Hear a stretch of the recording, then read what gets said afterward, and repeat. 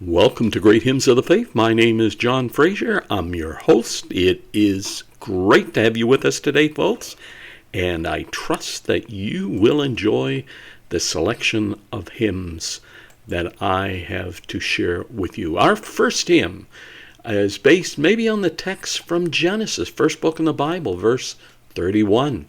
God saw all that he had made, and it was very good.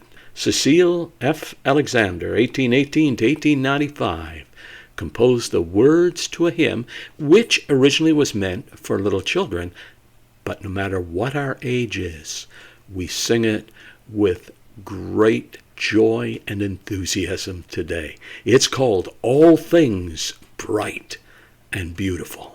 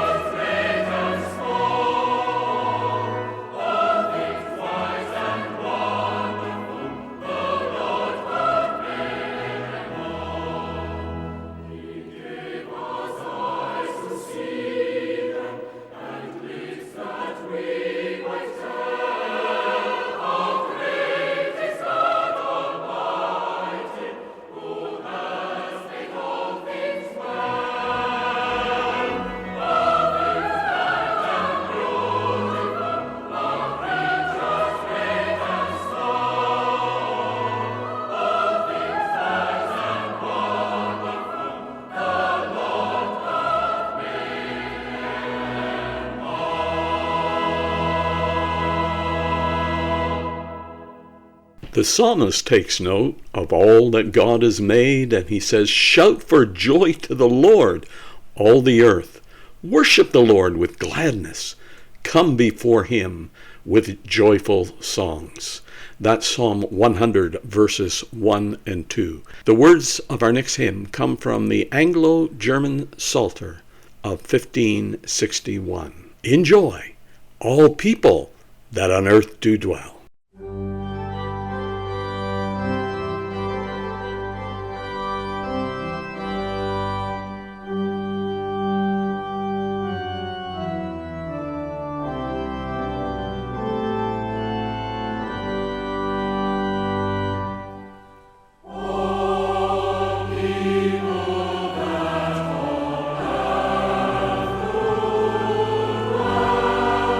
Sing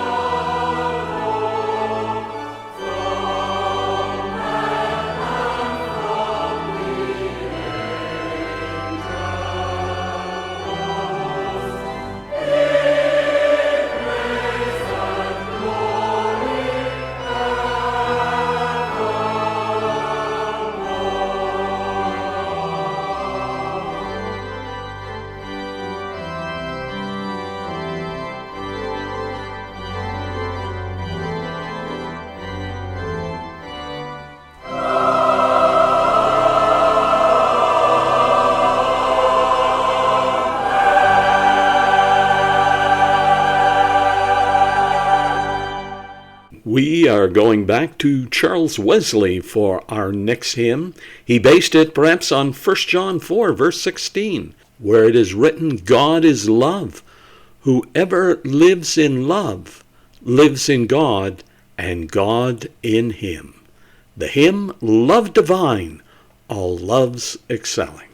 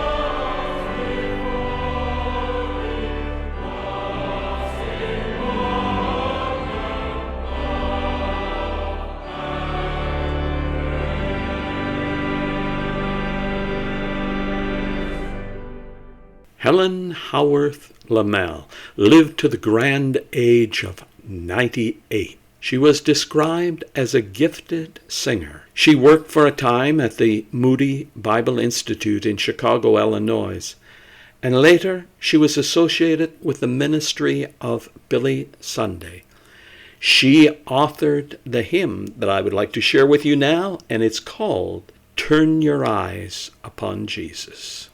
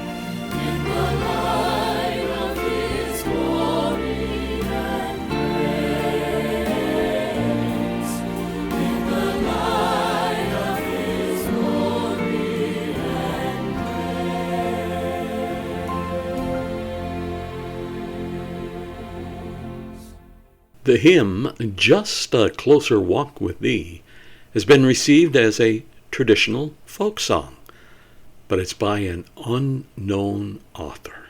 Enjoy. Just a closer walk with thee. Grant it, Jesus, if you please. Day walking close with thee. Let it be, dear Lord, let it be. I am weak, but thou art strong. Jesus keeps me from all wrong. I'll be satisfied as long as I walk. Let me walk close to thee. Just a closer walk with thee. Grant it, Jesus, if you please. Daily walking close to thee. Let it be, dear Lord, let it be.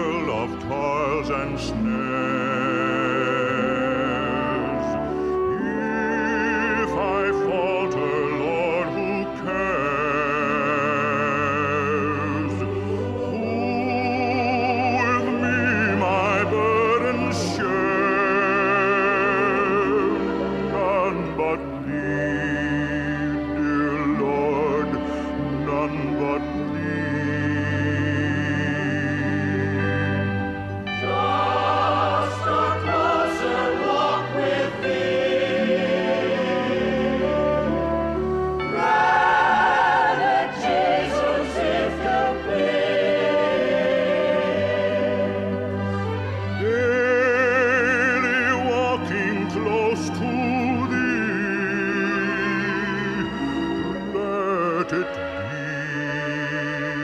dear Lord, let it be. Let it be, dear Lord, let it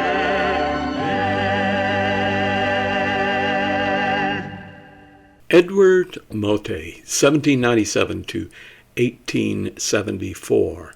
He spent the early part of his life in the cabinetry business, but later he became a minister within the Baptist tradition, and he served for 26 years in Sussex, where he was dearly loved by his congregation. He wrote the hymn, "My Hope is Built on Nothing Less."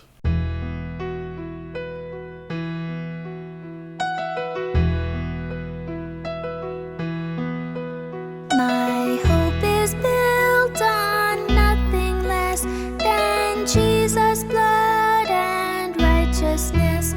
I dare not trust the sweetest frame, but wholly lean on Jesus' name. On Christ the solid rock I stand, all other ground is sinking sand, all other ground is sinking sand. When darkness veils his lovely face, I rest on his unchanging grace. In every high and stormy gale, my anchor holds within the veil. On Christ the solid rock I stand, all other ground is sinking sand, all other ground is sinking sand. His oath, his covenant, his blood support me in the whelming flood. When all around my soul gives way, he then is all my hope and stay. On Christ the solid rock I stand, all other ground is sinking sand, all other ground is sinking sand. When he shall come with trumpet sound, oh, may I then in him be found, dressed in his righteousness alone, faultless to stand before the throne. On Christ the solid rock I stand, all other ground is sinking sand, all other ground is sinking sand.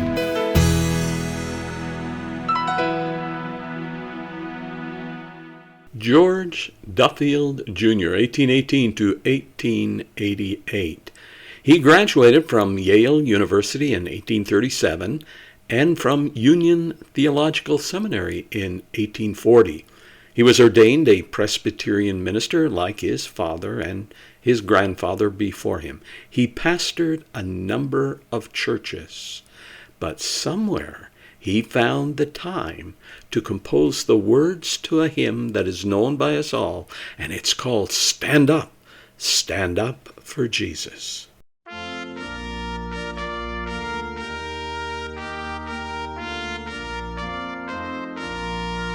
Stand up for Jesus, ye soldiers of the cross.